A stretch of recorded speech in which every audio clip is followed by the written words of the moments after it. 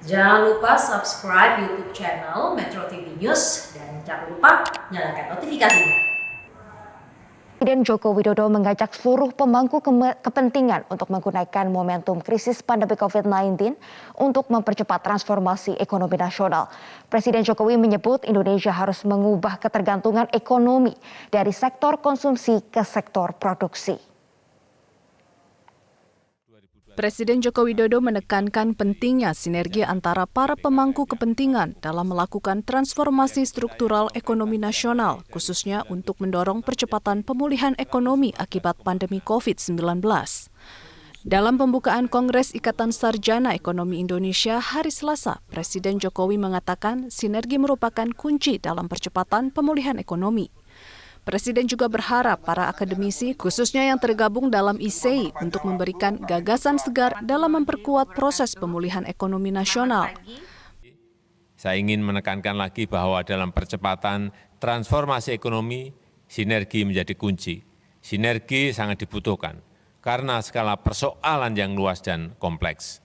Untuk itu, saya berharap Kongres ini melahirkan gagasan-gagasan dan pemikiran maju yang akan membantu bangsa kita melalui masa-masa yang sulit ini.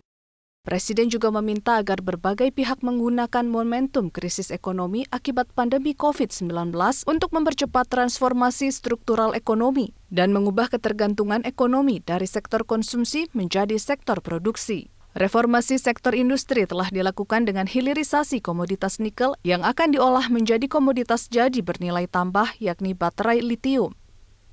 Kita harus mampu menggunakan momentum krisis ini untuk mempercepat transformasi ekonomi.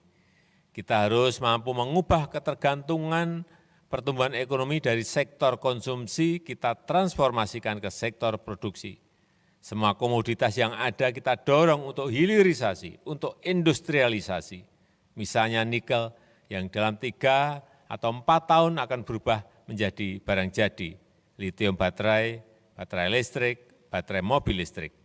Ketua Umum ISEI Peri Warjio mengatakan reformasi struktural dilakukan untuk meningkatkan produktivitas dan daya saing ekonomi, sehingga pertumbuhan ekonomi bisa meningkat lebih tinggi. Menurut Peri, ISEI harus berpartisipasi aktif dalam menyiapkan peradaban baru yang muncul dari pandemi, seperti digitalisasi. Pembatasan aktivitas masyarakat membuat masyarakat memanfaatkan teknologi digital dalam aktivitas ekonominya. Pembatasan mobilitas selama pandemi telah mempercepat, mengakselerasi digitalisasi di berbagai aspek kegiatan ekonomi. Perlunya digital learning di dunia pendidikan, akselerasi ekonomi keuangan digital nasional yang menjadi game changer selama pandemi ini. Demikian juga di bidang-bidang lainnya, kesehatan maupun yang lainnya.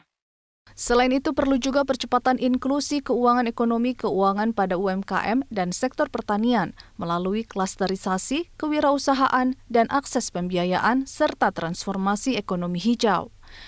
Dari Jakarta, Tim Liputan, Metro TV.